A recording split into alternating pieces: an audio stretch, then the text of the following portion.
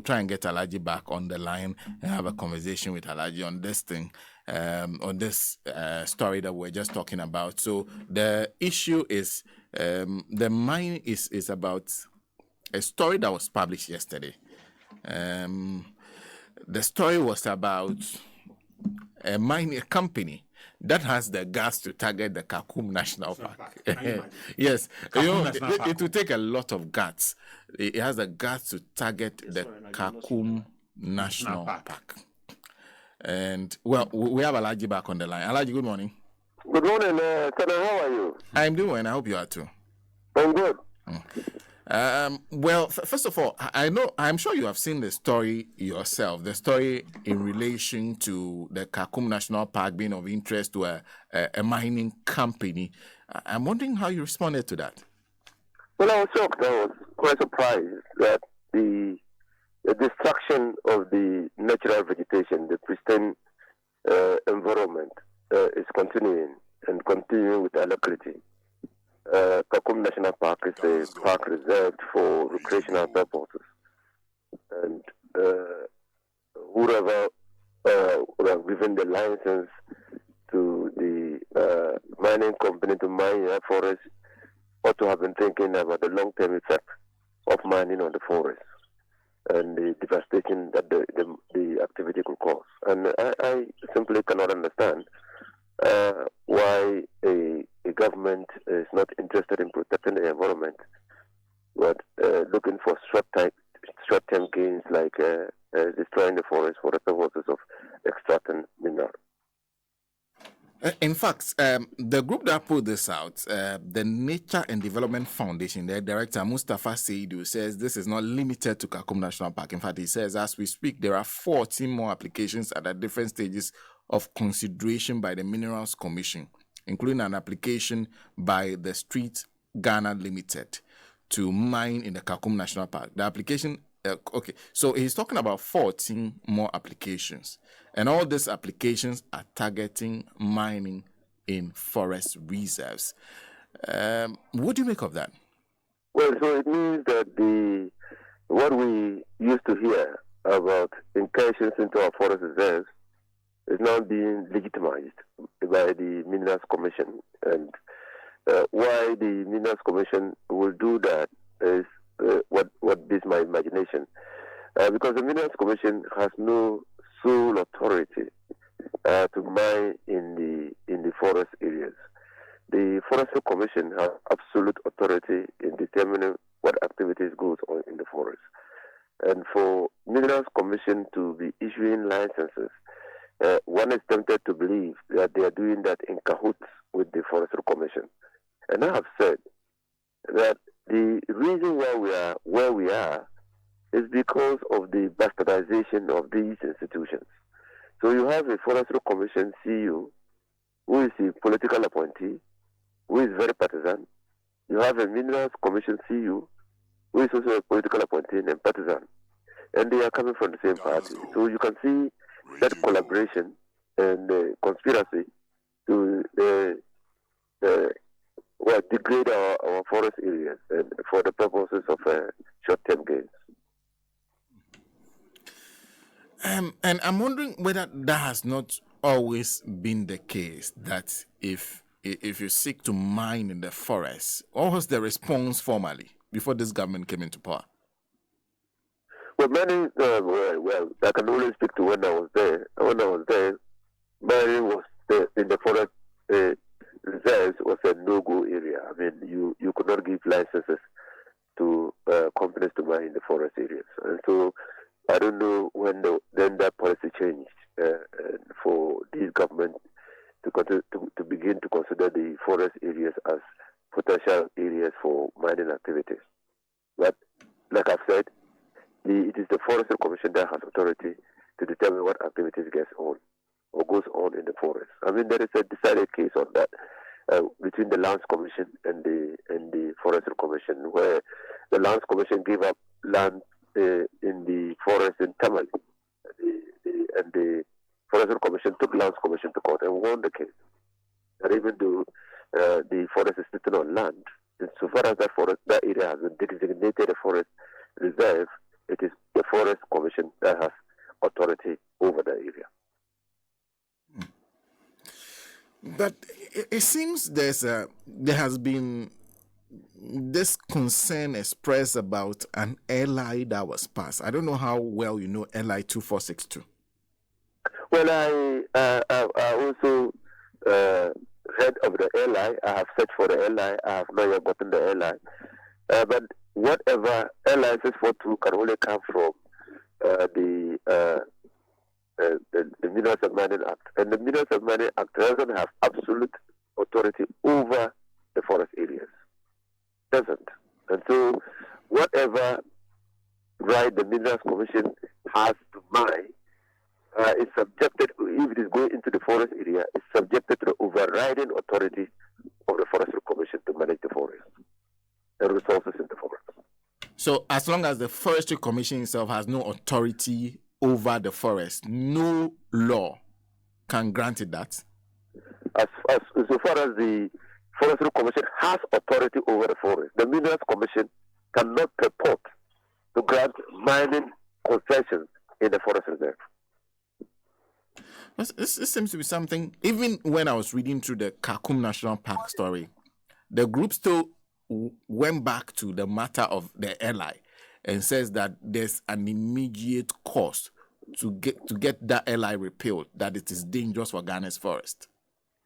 Yes, that LI, with all intents and purposes, I have not yet found it. When the first time the matter came up was when the matter of the Wintumis company mining the forest reserves, and the LI matter came up. I looked for the LI, I could not get it, and I just abandoned the search. Probably it is time for me to go back and look at the distance. But what I know is that the Forest Commission, if it doesn't give approval for mining to take place in the forest reserve, the Minerals Commission cannot arrogate to itself the power so to grant mining concessions in the forest area. And Alaji, I'm sure you're monitoring the issues with the forest reserves, and I'm sure these are matters that come to your attention once in a while. How badly have we done in terms of protecting our forests from mining over the period that this government has been in power? Since the MPP came into office, there have been a deliberate, conscious effort to degrade our forest reserves. They have done that for the past how many years? They've done that illegally by encroaching into forest areas. The encroachment was led by the late Chief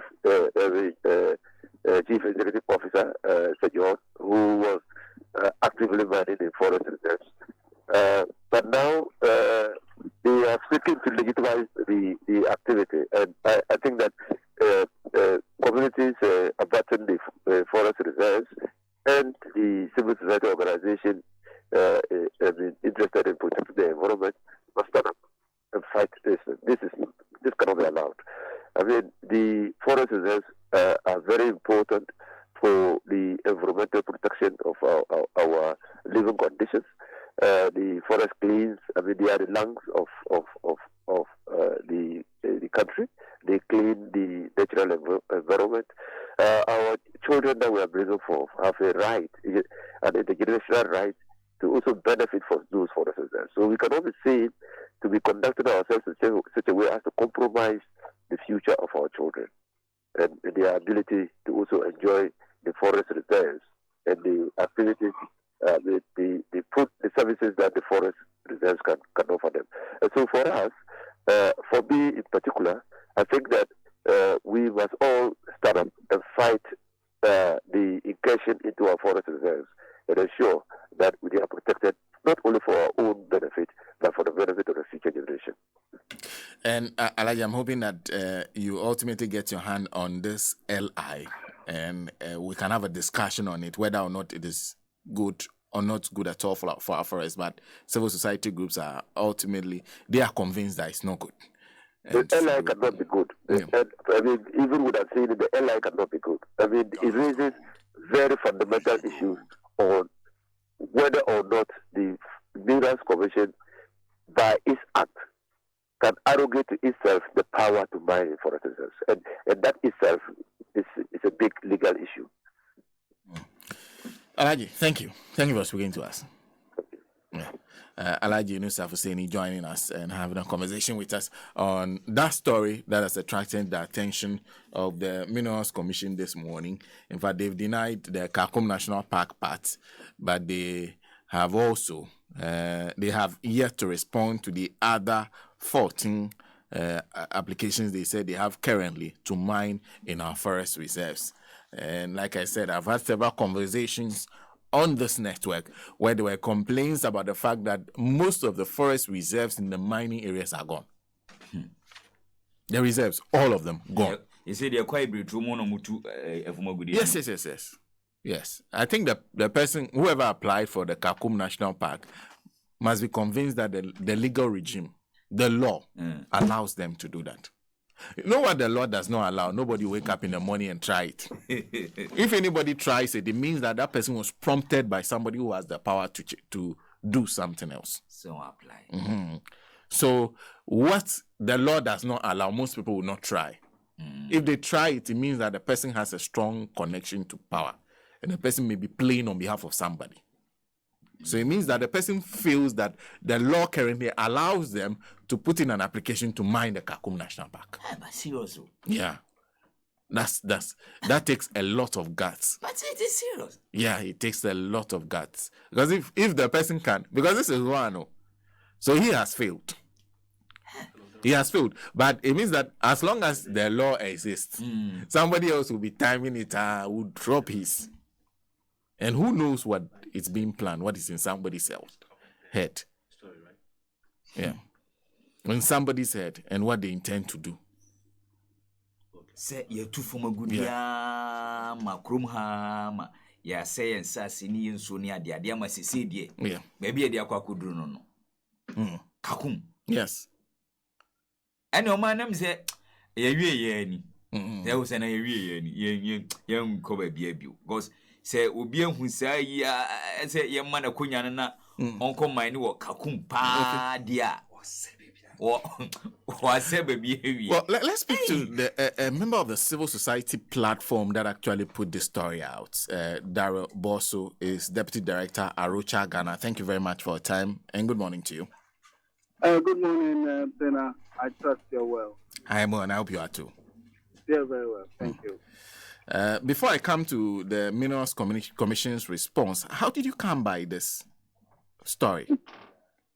Yes, thank you very much. So I think the law requires that the Minerals Commission put online all applications for mining as well as applications that have been granted, or to say mining leases that have been granted to mining companies. So because of the recent interest in mining in forest reserves across the country, we have been paying a very close attention to all the applications that have been published online. And this is how come we came across this particular application that is seeking to have access to 25% of Kakum National Park to mine. And I think the bigger issue for us is that since when did we even think about mining areas as crucial as Kakum National Park for mining? It really borders on very serious issues of we not be very judicious with the use of our resources. And the fact that anybody can comprehend even doing that, it's unimaginable. And that was a discussion we're having, because then we are wondering, because typically nobody would even attempt to even put in an application to mine Kakum National Park. Is it that the current regime allows them to do so? So now, a lot has been happening since, I would say since 2021, a lot has been happening. You recall that we all went on this round of regional small-scale mining dialogue where the minister indicated that no forest reserve, no river bodies are going to be allowed for anybody to encroach upon. They are red zones. But that notwithstanding, what we realized was that there was some ongoing activity or preparation by the ministry and the government to even open up all forest reserves for mining. And that is how come somewhere in November 2022, the government clandestinely has the airline 2462, which technically allows every forest reserve in this country, whether you are protected or you are for production, to be targeted for mining. And even since that law was passed, we have seen that several applications have targeted forest reserves. As we speak, 8 forest reserves have been given out for mining. Mining leases have been issued for 8 forest reserves. 3 of which are protected areas. Yes. 8 protected forest reserves. 8 forest reserves, not all protected. Okay. 3 of them are protected, and then the rest are all production forest reserves, of course. So it tells you that there is definitely a focus and targeting to really enter all our forest reserves for mining. Now, that said, we also have seen that 14 applications are currently waiting review or validation by Minerals Commission. So you can see clearly that there is an attempt by this government to just have access to all areas of the country, but as long as they can find minerals there, they don't care what is the purpose of that area, whether it is relevant for water services, it is relevant for climate change, they don't care. They will go for it. And that is how come we are actually not surprised that we came across an attempt to even target Kakum National Park for mining. So, to you, the main problem is the law that was passed in 2022. Yes, I think that is the main problem. I mean, we have had for a long time a guideline that existed, and that guideline sought to exclude mining from what we call protected forest reserves. So in Ghana, there are 2 kinds of forest reserves. There is the protected forest reserve, and then there is also the production forest reserve. The production forest reserves are exposed to timber harvesting and other extractive activities. But for protected forest reserves, all activities of extractive activities are excluded. But in 2022, November, the government said, forget all of this.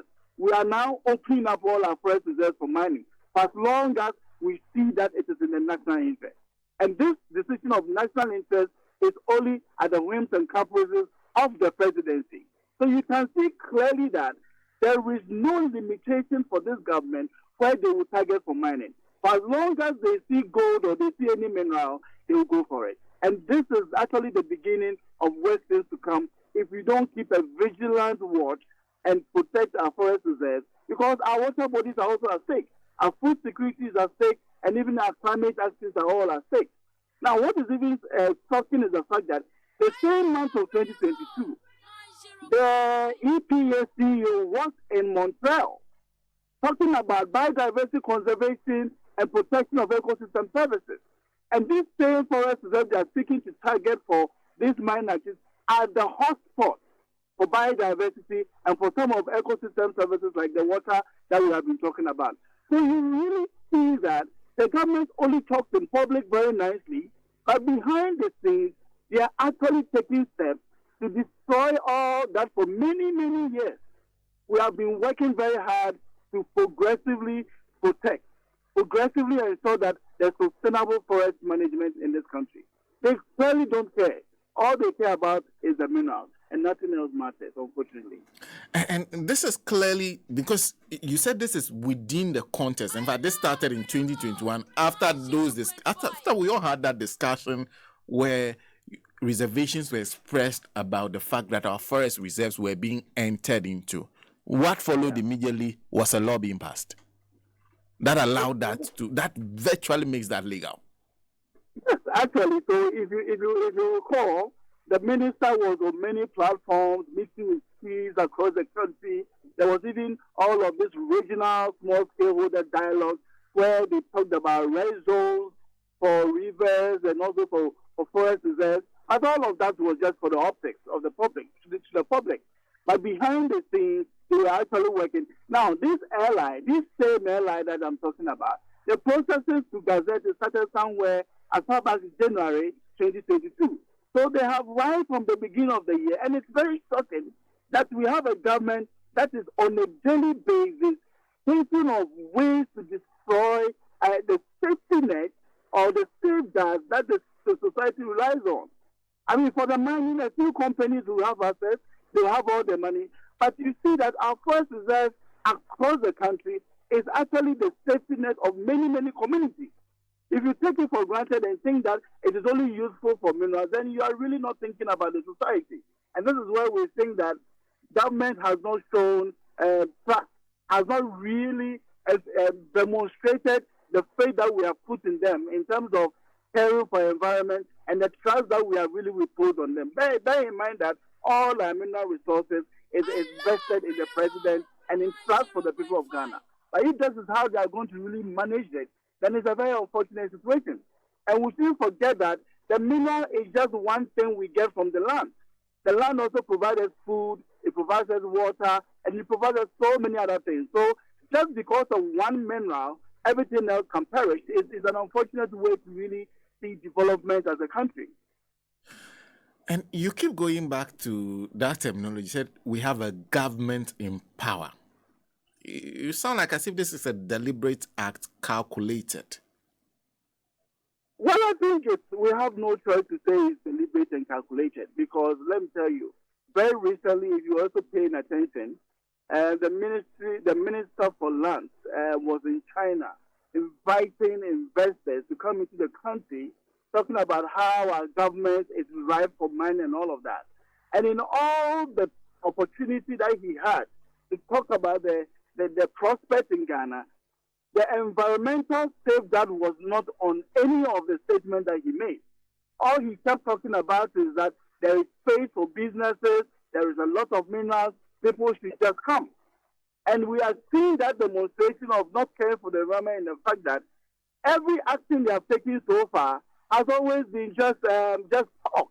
But when it comes to really what is necessary, if you are really committed to the environment, because if you have also listened to the minister, he's also said on many platforms how they are committed to stopping Galamsey, protecting our rivers and our lands and our natural heritage.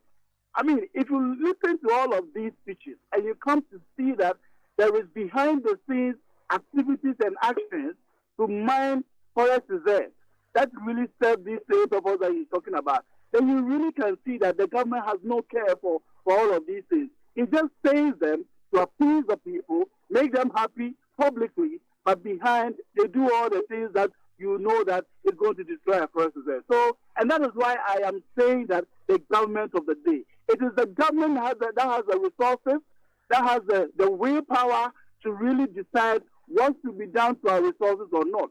The law is very clear. It is up to the government in power to ensure that they stick by the existing laws that govern the management of our natural resources. But if they are coming in with new laws to actually set aside existing laws that protect forest reserves, then it's clear for everyone to see that they don't care. So it is not far-fetched to assume put the blame on the government for failing to really do what is necessary. Have you read the Mineral Commission statement, and does that address the issues you raised? Well, I think I am not surprised by the Minerals Commission statement, and this is not the first time we have seen them respond so promptly. If you recall, somewhere early this year, there was also the issue about an attempt to give out Munipomaze Ramsar site in the Winneba area for mining. The chiefs and people of that area stood up and actually asked that the Minerals Commission will send any plans to mine that area. They came out quickly to say, oh, no application will go ahead. We are not going to grant that application. And I'm going to tell you that it is not true that they are not going to grant any application. Go onto the Mineral Commission webpage right now, and you see that application they said they will set aside has progressed significantly in terms of its processing for a possible grant of a mining lease. So for me, this is not, for me, exciting. I'm not excited. We just have to keep watching the space because anything is possible with this kind of statement with the public. So I think that it doesn't set aside the fact that they even attempted to consider it for mining. And for me, we are not impressed at all. It's that, and the question I asked is, if we had not come public with it, would they have made this known, or would this action have been taken? All of this statement came on Sunday. The closure of the information came on Thursday. they now started working on it on Sunday. And it was also on Sunday that they went on their website and removed the application from their page. So it tells you that they are only responding to the public outcry, but not because as an institution they really want to do the right thing. Oh, so to you, this statement was meant to douse the fire, and exactly, and nothing more. You suspect they haven't as yet. I think right now they are responding to the public outcry, and what I'm saying is that we need to keep watch to make sure that even though they have communicated that they've not started any activity, they really don't go ahead and later on process it. That's what I think we all should do now. Well, Darryl, on the LI, what needs to change? That LI that is granting access. So, for example, that LI says that it's environmental protection LI. But everything about the LI seeks to destroy our environment. So for us, for all its intent and purpose, that LI is not fit for purpose. And so that whole LI must be repealed and the right things done. We need to go back to the drawing table and all the sections of the LI that does not favor sustainable forest management be taken out or strike out. And then we really have a relook at a better progressive LI that will seek to protect our forest reserves indeed, and not what we have now. A forest protection LI that is actually making it easy for the forest to be destroyed. Darryl, thank you very much as always for speaking to us. It's a pleasure. Thank you. Darryl Bosso is Deputy Director at Rocha, Ghana, and I think we all need to pay attention to this particular aspect of it. I know there's always so little it looks like sometimes difficult to deter this government. And of course, there are those of you who are now even preparing and warming yourself up to go and vote for them again. The same group. They stay in the same government. They continue the same exercise. What do? They allow people kill themselves, walk into forest, destroy this forest in search of gold. They get the gold. Ghana is where it is. Things get worse. We are more broke. They are richer. So the question is, why should we sit down and continue to tolerate this? And in fact, enable it. Why should we sit down and continue to tolerate this? It's a space that we need to watch. And I think that increasingly, for us Ghanaians, everybody will not have to be a part of any civil society-led, protest or demonstration. Anything that is intended to improve our very well-being or make things better. Because where we are, action needs to be taken. Immediate action